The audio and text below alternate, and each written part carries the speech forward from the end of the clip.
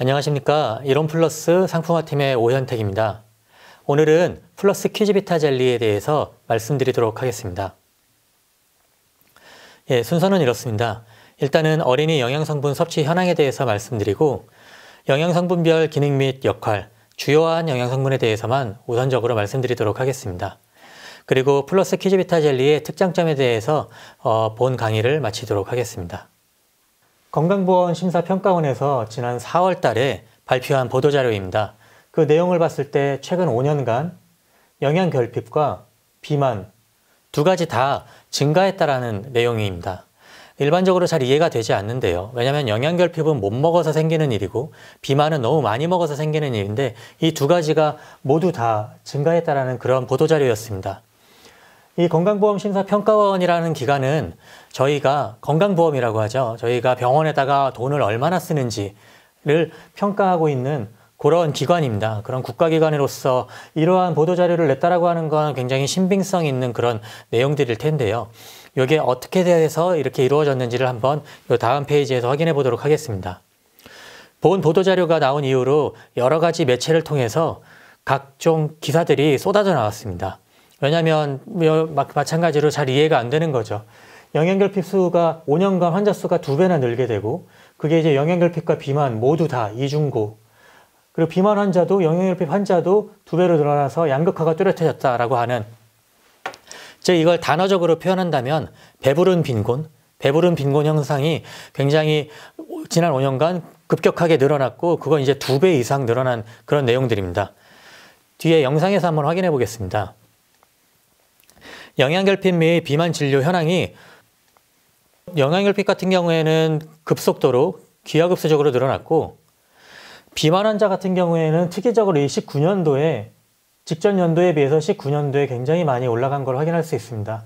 그렇다면 저희가 19년도에 어떤 일이 있었는지 기억으로 되살려 볼 수 있을 텐데요. 그건 바로 코비드-19 코로나 바이러스가 19년도에 나오게 되면서 비만 환자가 같은 시기에 갑자기 증가하게 된 것을 확인할 수가 있습니다. 이 내용을 숫자적으로 한번 확인해 보겠습니다. 이 내용 중에서 저희는 영양결핍 환자의 환자 수가 33만 명, 그리고 진료비는 234억, 그리고 1인당 진료비가 7만 원으로 2017년에 비해서 2021년에 굉장히 늘어난 것을 확인할 수가 있습니다. 마찬가지로 비교해서 확인을 해보자면 비만 환자 같은 경우는 3만 명으로 영양결핍 환자 수인 33만 명에 비해서는 10분의 1 수준입니다. 하지만 비만 진료비를 217억 원을 지출했다는 것은 234억 원인 영양결핍 환자의 그런 진료비 수와 거의 맞먹는 수. 환자 수는 적지만 그 진료비는 굉장히 높은 거죠. 그래서 1인당 진료비 역시도 72만 원으로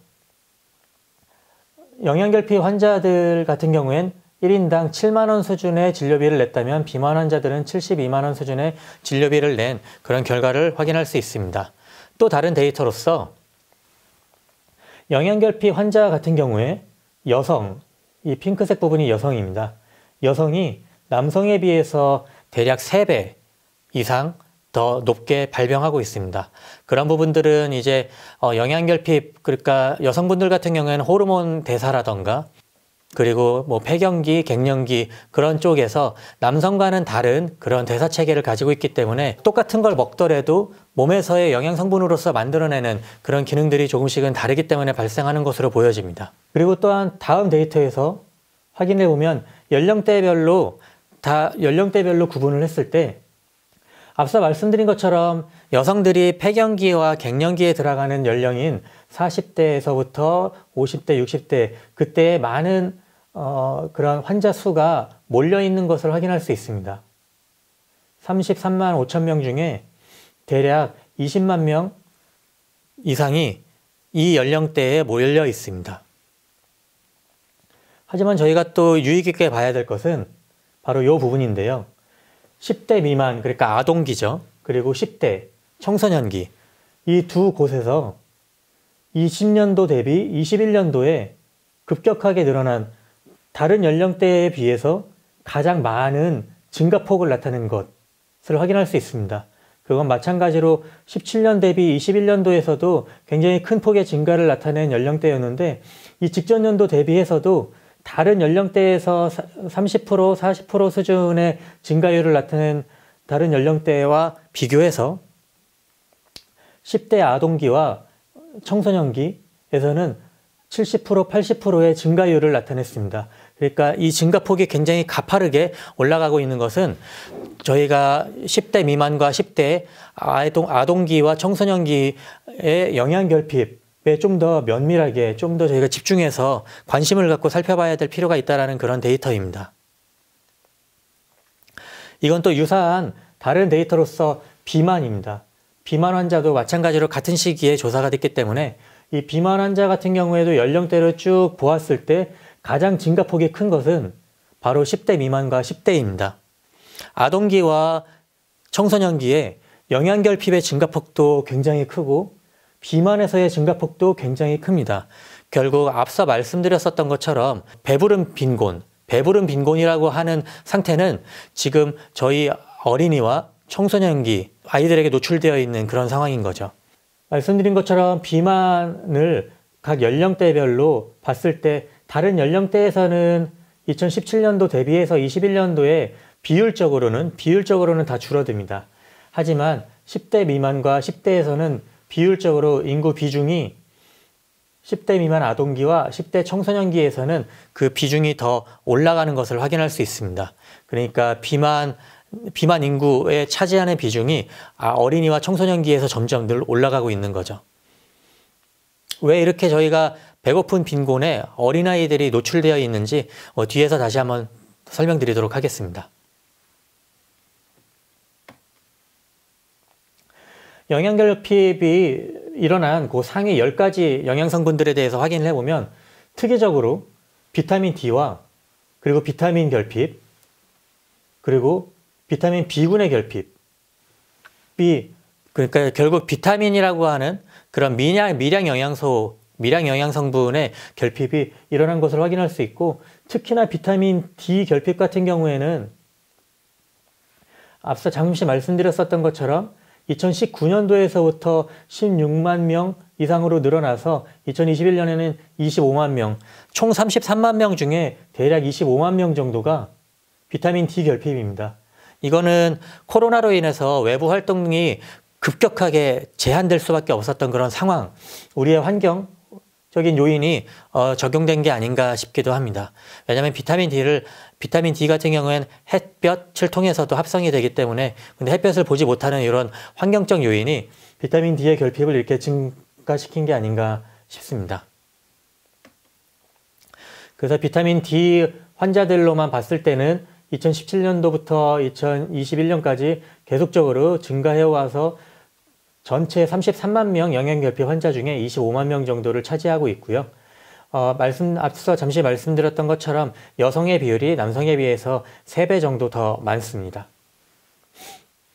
마찬가지로 연령대로 봤을 때는 40대에서부터 70세까지 그 비중이 전체 발생 인구 중에서 75% 정도, 과반수 이상을 차지하고 있고 저희가 예의주시해야 되는 부분은 청소년기, 10대 미만의 어린이와 아동기와 10대의 그 청소년기에서의 증가폭이 굉장히 늘어나고 있는 부분들. 왜냐하면 어린아이들도 햇볕을 못 보는 이런 환경들에 노출되어 있기 때문이죠.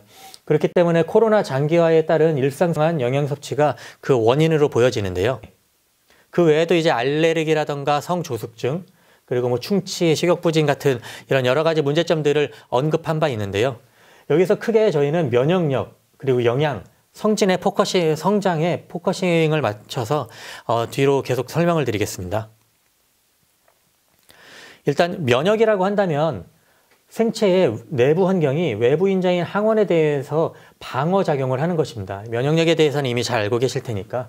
근데 특히 이 어린이에게 있어서 면역력이 중요한 이유는 이 면역체계가 성장하면서 발달하게 되는데 만 12세에 정점을 이루게 되고 그 정점 이후로는 계속적으로 감소해서 20세 무렵이 되면 성인 수준의 면역 체계를 갖게 됩니다. 어린이들의 면역이 더 강하다고 하는 것들이 그 정점을 이루게 되는 건데 그 이후로 감소하게 되는 이런 면역이 정점, 그러니까 높은 수준에서 형성이 되어 있어야 감소를 하더라도 성인 수준에서도 높게 형성되는 건데, 애초에 어린이들 그 정점을 이루게 될 면역이 애초에 너무 잘 형성되어 있지 않아서 면역력 저하 상태로 형성된다면 그건 이제 평생 가게 될 그 성인 수준의 면역까지도 낮게 자리 잡게 되는 거죠. 그렇기 때문에 어린이 성장기 시절의 면역의 형성이 굉장히 중요합니다. 그런데 이러한 면역력이 저하되는 이유는 각종 어린이들에게도 이제 스트레스가 있을 수 있죠. 각종 스트레스와 잘못된 식습관, 그리고 환경에 대한 그런 부분들, 요즘 아이들 수면 부족에 대한 것들, 그런 것들에 의해서 면역력이 저하가 되게 되고, 그 면역력을 개선하기 위해서는 항산화 성분이 풍부한 야채, 과일, 그러니까 좋은 것들은 많이 먹어야 되는 거고, 인스턴트 패스트푸드 튀기거나 탄 음식, 뭐 탄산음료 이렇게 안 좋은 것들은 섭취를 줄여야 되는 그러한 당연한 그런 상황입니다. 근데 앞선 결과에서 보셔서 아시겠지만 이러한 당연한 것들이 지금 어린이들에게는 잘 이루어지지 않고 있는 거죠. 이렇게 당연한 것들을 해야 되고, 마찬가지로 저희가 이 식습관, 이 식사로부터 해결되지 못하는 것들은 정상적인 면역 기능에 필요한 아연이라던가 유해산소로부터 세포를 보호하는 데 필요한 셀렌, 비타민 E 같은 항산화제 성분들, 이런 영양 성분들을 섭취함으로써 별도로 챙겨야 되는 그런 건강인 거죠. 두 번째로 영양에 대해서 말씀드리겠습니다. 영양 성분이라고 한다면 우리 체내에서 실제적인 에너지가 되는 탄수화물, 단백질, 지방과 같은 대량 영양 성분과 이 섭취했었던 대량 영양 성분들 우리 체내에서 곳곳에 필요한 곳에 적절히 활용할 수 있도록 그렇게 만들어주는 필수 성분인 비타민, 미네랄, 아미노산, 지방산 같은 미량 성분으로 크게 구분할 수 있습니다. 이렇게 구분된 영양 성분들은 영양 성분이 이제 아동기의 영양 상태에 평생의 발달에 영향을 미치는 건 이제 면역하고도 동일한 그런 부분입니다. 충분한 영양 섭취를 해야만 지적이고 신체적인 잠재 가능성을 충분히 발휘할 수 있으며, 그 신체적인 부분들 뿐만이 아니라 원만한 사회관계를 형성하는 데에도 이 영양 보충이 굉장히 중요하다라는 걸 말씀드리고요. 이렇게 중요한 영양 성분, 영양 보충이 부족하게 되는 원인들은 요즘 아이들 편식하고 결식하게 되고, 그리고 식사량도 부족하고, 아이들도 이제 다이어트를 하기 때문에 요즘은 아이들의 그런 다이어트, 그리고 질병에 의해서 섭취하는 영양 성분들이 그대로 다 빠져나가게 되는 그런 일들 때문에 영양 부족이 일어나게 되고요. 환경적인 요인에서는 이제 인스턴트 패스트푸드, 탄산음료 같이 필수 영양이 부족하고 열량만 높은 껍데기 영양 성분들만 먹기 때문에 영양이 부족하게 됩니다. 또 아이들이 간식을 굉장히 즐기는데 젤리, 초콜릿, 사탕 같은 그러한 간식이 아니라, 간식은 영양가 있는 식품으로 식사에 지장을 주지 않도록 섭취를 해야만 하는 거죠. 이러한 영양 부족이 됐을 때 저희가 영양을 보충을 해줘야 될 텐데요. 그 영양 보충하는 방법으로는 식품을 다양하게 골고루 먹어야 되고, 하루 세 끼를 제때, 그리고 알맞은 양을 적당히 먹어야 합니다. 그리고 그 식사의 양으로 봐서는 곡류를 가장 많이 먹고 채소와 과일류를 먹고, 이제 이건 그 섭취량을 말하는 건데, 유지류, 그러니까 기름 성분이죠. 기름 성분과 당류는 최소한으로 섭취를 하는 것이 좋습니다.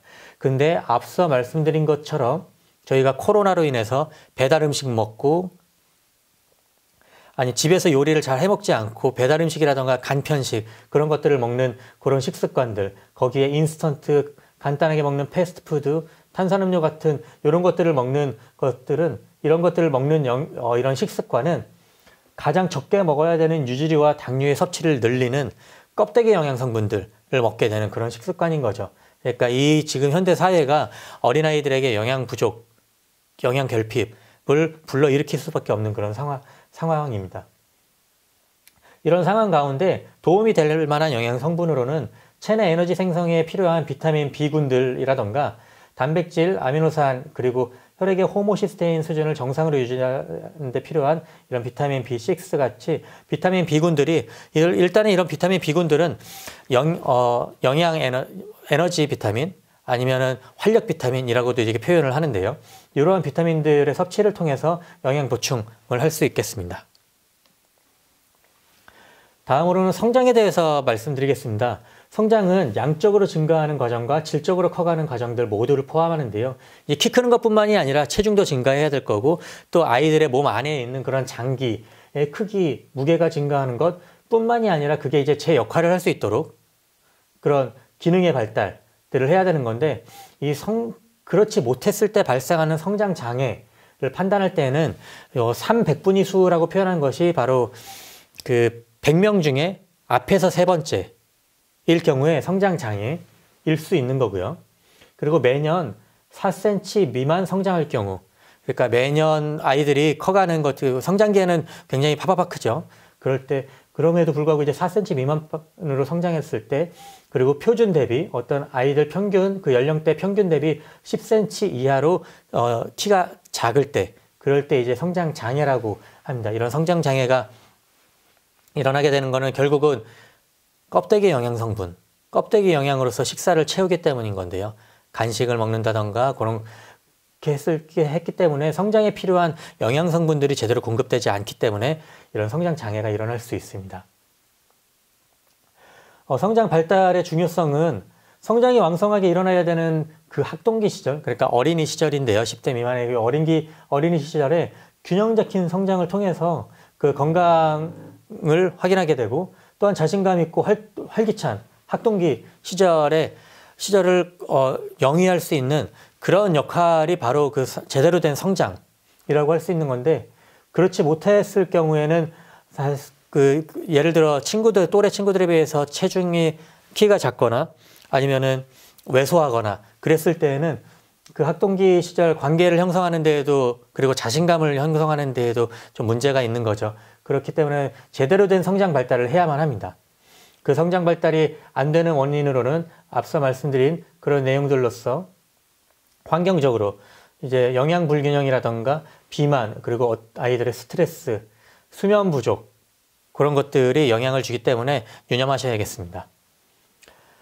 아이들이 제대로 된 성장 발달을 하기 위해서는 성장에 도움이 되는 식품을 섭취를 해야 될 텐데, 그 식품으로서 이제 칼슘, 골밀도라든가 골 대사에 관여를 하는 칼슘과 그 칼슘의 이용률을 높이는 비타민 D를 함께 섭취해 주는 것이 도움이 될 것으로 보입니다.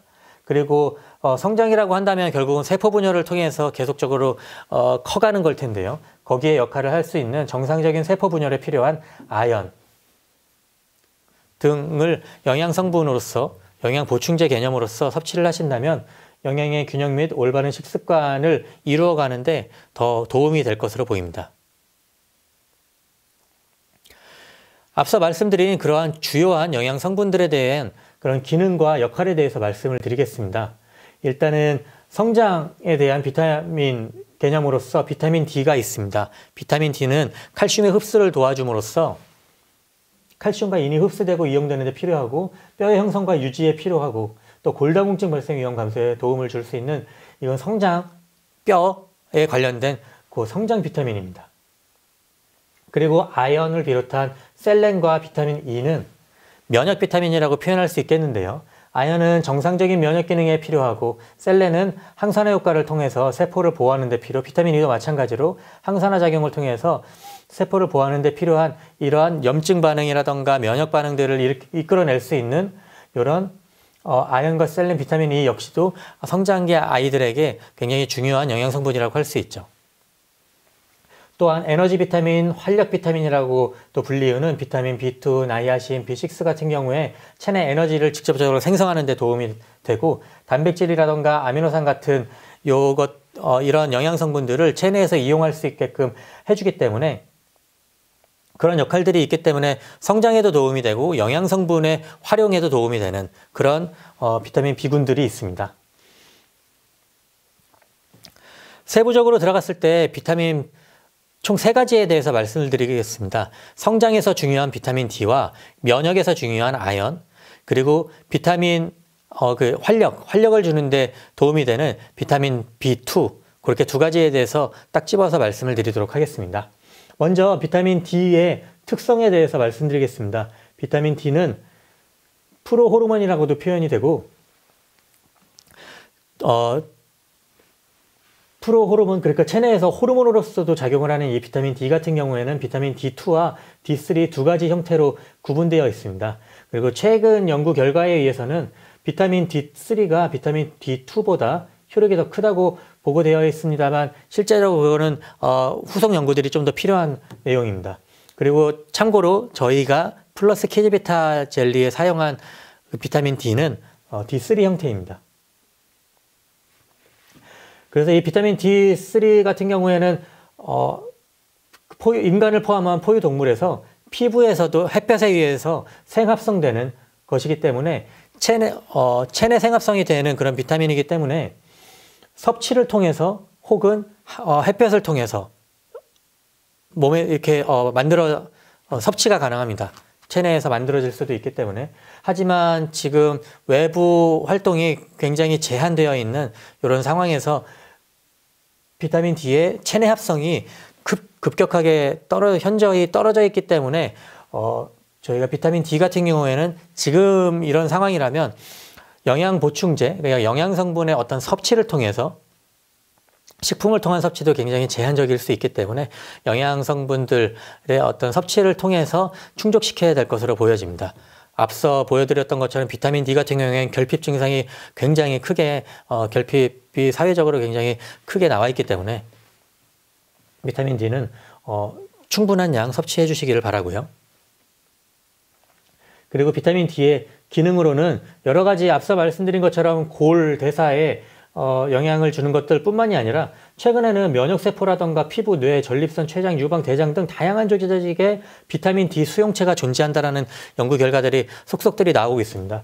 그 비타민 D 수용체가 존재한다라고 하는 건 비타민 D가 그 기관들에서 역할을 한다라는 거거든요. 그래서 최근 같은 경우에는 골격 건강, 근육 및 신체 기능 뿐만이 아니라 심혈관, 암, 당뇨, 면역 등에도 영향을 주는 그러한 비타민으로서 알려지고 있습니다. 이 비타민 D 같은 경우는 앞서 말씀드린 것처럼 태양으로부터도 흡수가 돼서 대사되지만 식품이나 보충제를 통해서 대사가 되게 되고 그 형태는 대부분 비타민 D3의 형태입니다. 그래서 이 활성형으로 된 비타민 D3가 체내에서 각종 작용들을 하게 됩니다. 이러한 비타민 D가 결핍됐을 경우에는 골격의 무기질화가 장애가 생기기 때문에 어린이들 같은 경우에는 구루병이라고 하는, 그러니까 이거를 이제 어른들, 성인들에서는 골연화증이라고 하죠. 골연화증이 더 가서 이제 골다공증으로 가게 되는데 이런 부분에서 전체적인 역할을 결핍됐을 때는 골대사에 문제가 되게 되고요. 그리고 골다공증만 어떻게 좀 알고 계실 수도 있지만 골연화증에 의해서도 고관절 골절의 30~40%는 골다공증이 아니라 골연화증에 의해서도 유발이 됩니다. 그러니까 골연화라고 하는 골밀도가 점점 감소하는 그런 질병들에 대해서는 저희가 비타민 D와 칼슘의 충분한 섭취를 통해서 계속적으로 채워줘야 할 것으로 보여집니다. 그리고 최근에는 그 비타민 D가 결핍됐을 때 근골격계 외에도 암, 심혈관계, 고혈압, 당뇨, 대사질환 증후군 같은 보호효과와 같은 대사질환 증후군의 보호효과와 같은 비전형적인 작용, 전형적으로는 골대사에 작용하는 걸로 알고 있었지만 최근에는 이런 비전형적인 작용을 하고 있다라는 그런 연구 결과들이 계속적으로 나오고 있습니다. 또한 면역 비타민으로 앞서 말씀드린 아연의 특성에 대해서 말씀드리겠습니다. 아연 같은 경우에는 우리 그 인체 내에서, 그러니까 DNA라고 하죠. DNA 그 단백질의 구성 요소로 DNA의 그런 유전자들의 발현 조절과 면역작용, 세포 분열에 작용을 하고 있고요. 체내에서는 대부분의 경우 단백질하고 결합된 상태로 존재하고 있습니다. 그래서 흡수가 됐을 때 각 기관들로 나뉘어지게 되는데 일단은 근골격계에 대부분 이렇게 분포하고 있다가 각 필요에 의해서 체내에서 다시 합성이 되고 다시 또 이렇게 분비를 해내고 그렇게 이루어지고 있습니다. 이 아연 풀 안에서 계속 그 순환이 이루어지고 있는데요. 그 아연의 기능은 말씀드렸었던 것처럼 유전자 전사, 단백질 합성을 자극해서 세포 분열에 도움을 주는 부분들, 그리고 사이토카인 같은 그런 면역, 매개체에 영향을 줘가지고 뭐 대식세포라던가 그런 세포들, 면역세포들에 작용을 하고 있습니다. 그래서 아연이 부족하게 되면은 감염에 대한 초기 반응과 그런 세포성 체액성 면역 과정이 저해가 되는 거죠. 그래서 저희는 아연이 부족하지 않게끔 계속적인 섭취를 해줘야 되고, 이 아연의 대사 같은 경우에 아연의 흡수율과 손실률을 가지고 체내 아연의 항상성을 유지하게 되는데요. 아연의 항상성은 앞서 말씀드린 그 체내 아연 풀 안에 일정한 수준의 아연을 가지고 있고, 그 아연이 저희가 섭취하게 되는 아연이 충분할 경우에는 그 아연 풀에서 아연을 항상성을 유지하기 위해서 아연을 배출을 시킵니다. 하지만 아연의 흡수율이 적어지게 되면 그 풀에서 이 풀을 이용하기 때문에 이런 내인성 손실량이 이제 소변으로 빠져나가는 걸 말하는데, 이 내인성 손실량을 줄어들게끔 해서 소변으로 빠져나가는 아연을 감소시켜서 체내의 아연을 어느 정도는 일정하게끔 만들어 주려고 하는 거죠. 하지만 극도로 부족하거나 그 결핍 상태, 아연의 결핍 상태가 오래 지속된다면 결국 그건 아연의 결핍으로 넘어가게 되는 거고, 그렇게 아연의 결핍으로 넘어갔을 때에는 그래서 결국 체내의 아연 풀에 아연이 전체적으로 부족해져 버리면 성장 지연이라던가 설사, 염증 반응 같은, 그리고 면역 능력 감소, 신경장애, 또 세포 분열이 저하되니까 세포 분열을 통해서 상처가 회복돼야 되는데 상처 회복에 지연이 이루어지게 되는 거죠. 그리고 그 외에도 이제 무기력 증상이라던가 그런 것들이 나오게 됩니다. 이런 아연의 결핍 징후는 앞서 말씀드린 거는 사실은 약한 증상이라고 할 수 있고요. 근데 이 아연이 제때에 그 결핍이 완화가 되거나 그 아연의 결핍을 보상하기 위해서 아연이 계속적으로 추가 투입이 되지 않는다면 사망에도 이르는 그런 좀 심각한 상황까지 이를 수 있습니다. 비타민 B2, 리보플라빈이라고도 알려져 있는 비타민 B2의 특성에 대해서 말씀드리겠습니다. 일단 비타민 B1은 티아민인데 비타민 B2는 리보플라빈으로 알려져 있습니다. 조효소 기능이 있고, 이 형태는 리보플라빈은 이제 섭취를 통해서 모노뉴클레오티드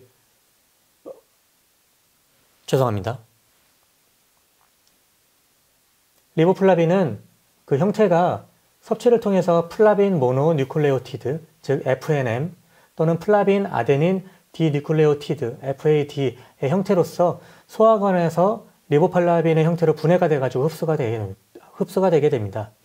이 리보플라빈 같은 경우엔 리보플라빈과 FNM, FAD 형태가 계속적으로 산화하는 과정들을 통해서 급격하게 반응하고 되게 쉽게 반응을 하기 때문에 체내에서 그리고 섭취를 통해서 계속적으로 그 필요에 따라서 왔다 갔다 하면서 그 대사작용들에 작용을 하고 있습니다. 또한 참고로 수용성 비타민 B는 대표적으로 알려져 있는 수용성 비타민이기는 하지만 물에는 잘 녹지 않고 산과 열의 산이라고 하는 건 이제 pH가 낮을 때, 그리고 가열에도 안정하지만 알칼리와 자외선은 빛입니다. 빛에 의해서는 쉽게 파괴가 되는 그런 비타민적인 특성을 가지고 있고요. 저희가 과량의 비타민 B2를 섭취했을 때 밝은 색의 황색 소변으로 체외 배출되는, 그러니까 고함량 비타민을 먹었을 때 소변색이 바뀌었다면 그건 이제 비타민 B2, 리보플라빈의 역할입니다. 리보플라빈의 기능에 있어서 앞서 잠시 말씀드린 것처럼 FAD 형태 그리고 FNM 형태로서 반응성이 굉장히 높아서 체내에서 탄수화물, 지방, 아미노산은 이제 단백질이죠. 그 아미노산 단백질의 대사 경로에 즉각적인 반응을 해서 에너지 생성하는 역할을 합니다.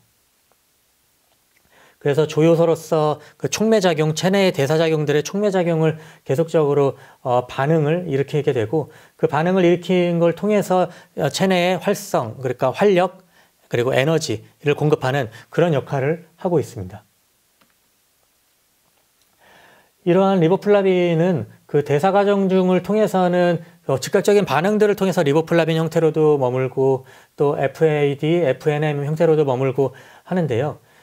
일반적으로는 리보플라빈 형태로서는 이제 소장에서 흡수가 되게 되고, 일정량 이상을 먹게 되면 그 리보플라빈 풀이 이미 가득 찼기 때문에 체내 항상성을 위해서 그 포화된 이후로는 소변을 통해서 배출되게 되고 그 배출되는 것이 바로 그 소변의 색을 노랗게 바꾸는 그런 리보플라빈이 그런 부분에서 이제 그 소변을 보았을 때 요 리보플라빈 비타민 B2 제품 섭취를 하고 소변을 보았을 때 소변의 색이 노랗게 변했다면 그건 체내에 비타민 B2가 충분히 있는 그런 상태인 거죠. 그리고 반응이 굉장히 빠르기 때문에 반감기가 그런 빠른 반응들을 통해서 1.1시간으로 체내에서 섭취를 했을 때 1시간여 만에 절반이 되고 또 1시간 만에 또 절반이 되고 그래서 리보플라빈의 생체 이용률은 다른 비타민류에 비해서 좀 높은 편입니다. 이러한 비타민 B2가 결핍됐을 때에는 구각염, 구순염 등의 입술 주변에 염증이 나는 그런 것에 영향을 줄 수가 있고요. 지루성 피부염 같은 부분들이 대표적인 그런 결핍 증상입니다. 그리고 경미한 결핍 같은 경우에는 그 에너지를 생성하지 못하게 되니까 결핍되면 그러면 신체 활동 중에 쉽게 피곤하게 되는 그런 피곤감을 주는 그렇기 때문에 이 비타민 B군들 중에서도 대표적인 활력 비타민인 거죠. 그리고 인체에 유해 영향이 없어서 상한 섭취량이 미설정되어 있습니다. 상한 섭취량이 미설정이라고 하는 건 많이 먹어도 소변 색깔만 변할 뿐 체내에서 어떤 악 영향을 주진 않는 그런 몇 안 되는 상한 섭취량이 안 되는 몇 안 되는 그런 상한 섭취량이 없는 몇 안 되는 비타민입니다. 앞서 말씀드린 비타민 D, 아연, 비타민 B2 뿐만이 아니라 주요한 그런 비타민 미네랄들에서 각각 식약처에서 정해놓은 섭취량과 상한 섭취량들이 있습니다. 이 중에서 저희는 플러스 키즈비타 젤리를 만들면서 정용한 건 죄송합니다. 이 중에서 저희는 플러스 비타민 죄송합니다. 이 중에서 저희는 플러스 키즈비타 젤리를 만들면서 9세에서 11세인 아동기, 급격한 그런 성장을 이루어가는 초등학교 저학년인 그 아동기 시절, 아동기 때의 충분 섭취량, 충분 섭취량과 권장 섭취량을 확인해서 제품에 처방을 했고, 각 충분 섭취량과 권장 섭취량이 있다면 그 부분들을 100% 이상 충족시켜가지고 처방을 했습니다. 하지만 상한 섭취량에는 도달하지 않게끔 그렇게 처방을 했습니다. 예를 들어서 저희가 앞선 그 보도자료에서 가장 심각한 증상이 있었던 비타민 D, 결핍으로서 가장 심각했었던 비타민 D 같은 경우에는 저희는 10 마이크로그램을 섭취를 해서 이 충분 섭취량의 2배를 충분 섭취량의 2배를 섭취할 수 있게끔 처방을 했죠. 그래서 전체적으로는 이 권장 섭취량의 100%를 충족시킨 제품으로서 저희는 저희 키즈비타 젤리를 만들었습니다. 그렇게 만들어진 키즈비타 젤리의 특장점에 대해서 말씀드리도록 하겠습니다. 키즈비타 젤리는 첫째, 말씀드린 바와 같이 일일 영양성분 기준치의 100% 이상을 충족시키는 비타민 D와 비타민 E 같은 경우에는 100%를 넘어서죠. 비타민 D는 2배가 되고요. 그리고 뼈 건강, 즉 성장에 도움이 된다고 할 수 있는 비타민 D와 각종 활력 에너지들을 줄 수 있는 7중 복합 기능성입니다. 그리고 블루베리 맛의 새콤달콤한 젤리 형태, 섭취가 굉장히 맛있게 먹을 수 있는 그런 젤리 형태이고요. 그 젤리 중에서도 나타드 코코라고 하는 원료가 들어가 있어서 그 젤리를 씹는 와중에서도 이렇게 오독오독 씹히는 그런 씹는 즐거움을 맛있게도 먹고 재밌게도 먹을 수 있는 젤리 형태입니다. 또한 엄선된 부원료들로서 처방이 되어 있습니다. 그 뒤에서 하나하나 상세히 말씀드리도록 하겠습니다. 성장기 필수 영양성분을 담은 건강기능식품으로서 하루 한 포로 일일 영양성분 기준치 100%를 충족시킬 수 있는데요. 여기서 살펴보자면 저희가 가장 결핍 증상이 심각했었던 비타민 D 같은 경우엔 앞서 5에서 11세 같은 경우에 5 마이크로그램 섭취가 충분했는데요. 저희는 10 마이크로그램 섭취로 영양성분 기준치의 2배를 처방을 했습니다. 그 외에도 면역에 관련되어 있는 아연, 셀렌, 비타민 E를 100% 이상으로 이렇게 처방을 했고, 활력 비타민이라고 할 수 있는 비타민 B2와 나이아신, 비타민 B6 같은 경우에도 100% 이상씩 처방을 해서 그 충분한 양 처방을 한 그런 균형 잡힌 제품입니다.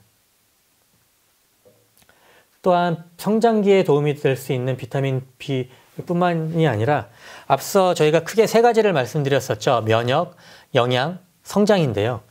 면역에 도움이 되는 아연, 그리고 성장에 도움이 되는 비타민 D, 물론 이제 아연이 세포 분열에도 도움을 주기 때문에 성장에도 도움을 줄 수 있는 비타민 D와 함께 아연이 있고, 또한 활력 비타민, 에너지 비타민이라고 할 수 있는 비타민 B군들이 그 세 가지 식약처에서 언급했었던 면역, 성장, 영양에 해당하는 그런 비타민, 미네랄 등을 충족시키면서 처방을 한 것을 충족시키면서 처방을 했고요.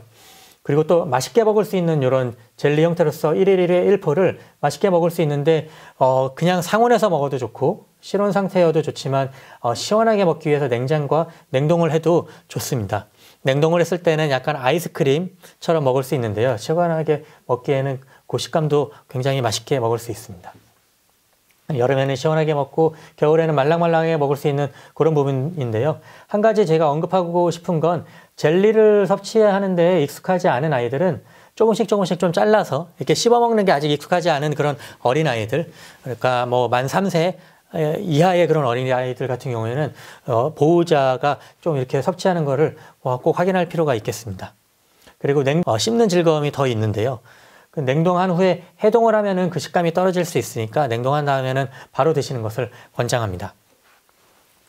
그 식감에 대해서 말씀드렸기 때문에 제품 한번 성상 한번 보여드리도록 하겠습니다.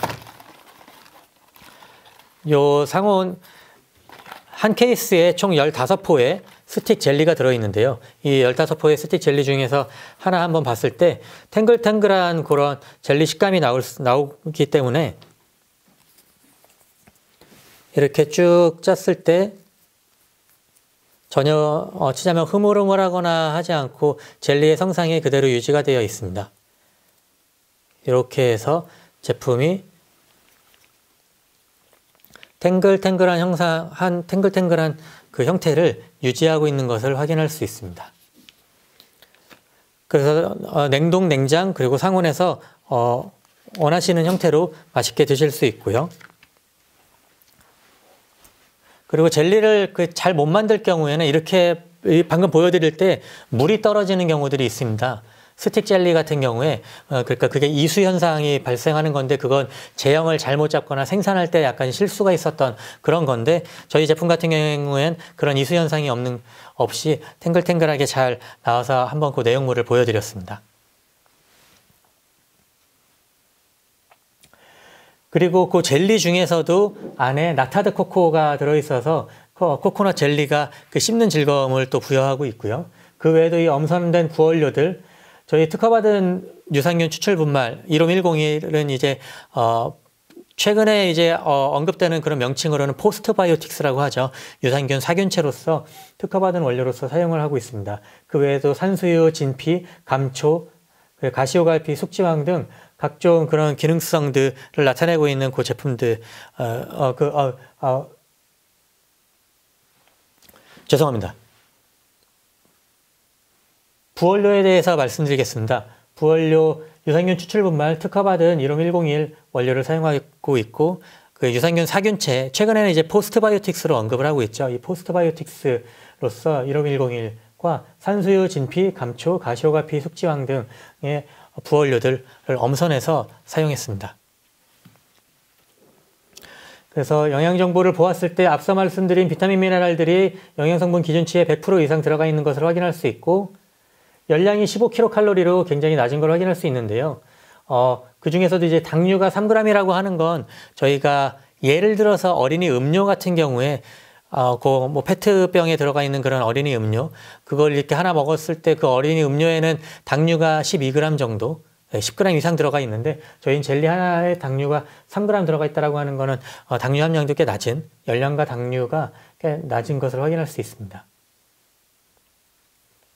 그래서 우리 아이들에게 추천할 수 있는 요 어린이 성장기 그리고 어떤 청소년기 아이들에게 추천할 수 있는 그러한 플러스 키즈비타 젤리 우리 아이들에게 추천합니다. 지금까지 키즈비타 젤리에 대해서 설명드렸는데요. 앞으로도 많은 관심과 죄송합니다. 우리 아이들에게 추천드립니다. 이렇게 플러스 키즈비타 젤리에 대해서 소개 말씀을 드렸습니다. 어린이 성장기에 중요한 면역과 영양 그리고 성장이라고 하는 그런 키워드들에 부합되는 그 키워드들을 충족시킬 수 있는 그러한 제품으로 만들었으니 앞으로 저희 플러스 키즈비타 젤리에 많은 관심과 사랑 부탁드립니다. 이상입니다. 감사합니다.